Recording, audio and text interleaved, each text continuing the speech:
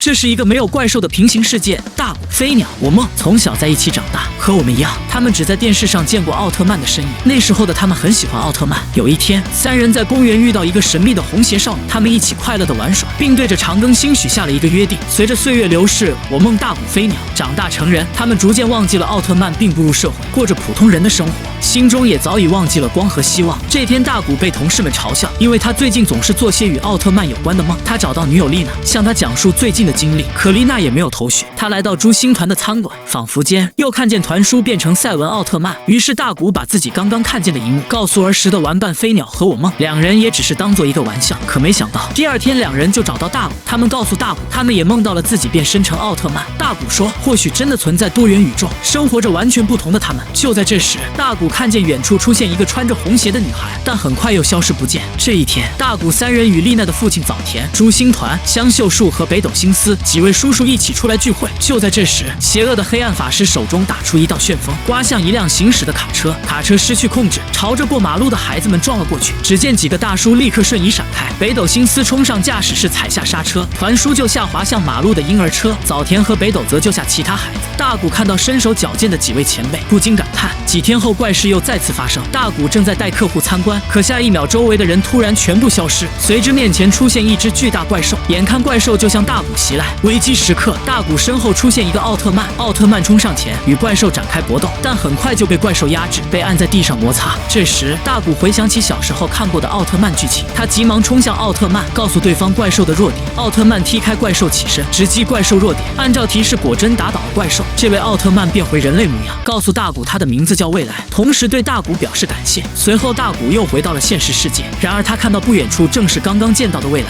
他丢下客户找到未来，通过未来得知原来未来来自另一个世界，也是受到红鞋少女的指引才来到这个世界。女孩告诉未来，这个不存在奥特曼的世界已经被黑暗力量盯上，只有让7位巨人觉醒才能拯救这个世界。于是大古带未来找到4位哥哥。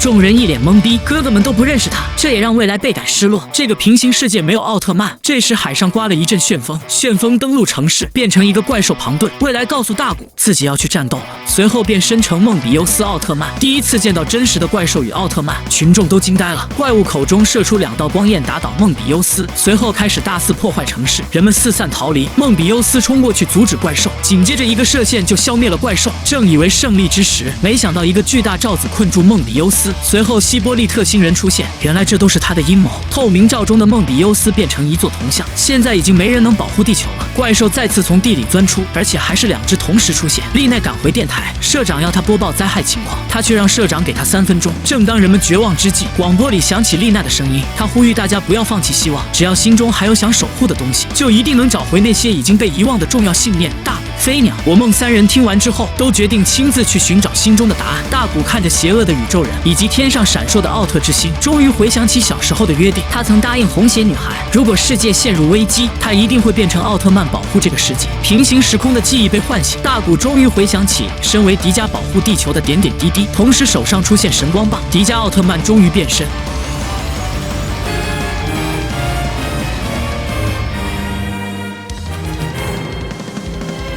他飞向空中，一个帅气的回身，直接就撞飞一个怪兽。看着英勇战斗的迪迦，人们也终于想起心中的光，为迪迦加油起来。然而毕竟双拳难敌4手，很快迪迦便落入下风。希波利特星人狡猾至极，再次放出罩子困住迪迦，情况再度陷入危机。迪迦被罩子困住，无法脱身。看见英勇战斗的大古，我梦和飞鸟终于也想起身为奥特曼的那段记忆，光芒环绕，两人手上同时出现各自的变身器，2人双双变身。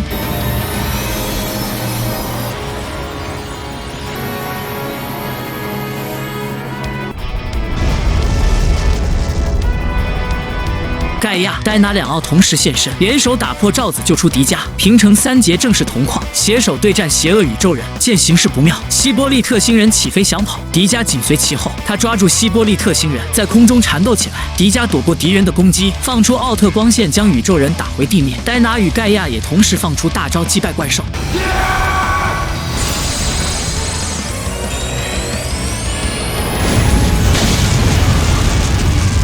狡猾的希波利特星人放出光弹朝三奥袭来，戴拿和盖亚轻松化解，迪迦飞向空中，使出最后一击，将怪兽化为灰烬。就在众人以为胜利之时，黑暗法师的声音响彻整个城市。下一秒，他将世界上的负能量和刚刚被消灭的外星人以及怪兽的残余能量聚集起来，形成一团巨大的乌云。随后钻出一只几百米高的巨型超兽，超兽放出无数光弹，将三奥击落地面。但奥特曼的精神就是永不放弃。很快，三奥就从猛烈的爆炸中飞出，开始向超兽反击。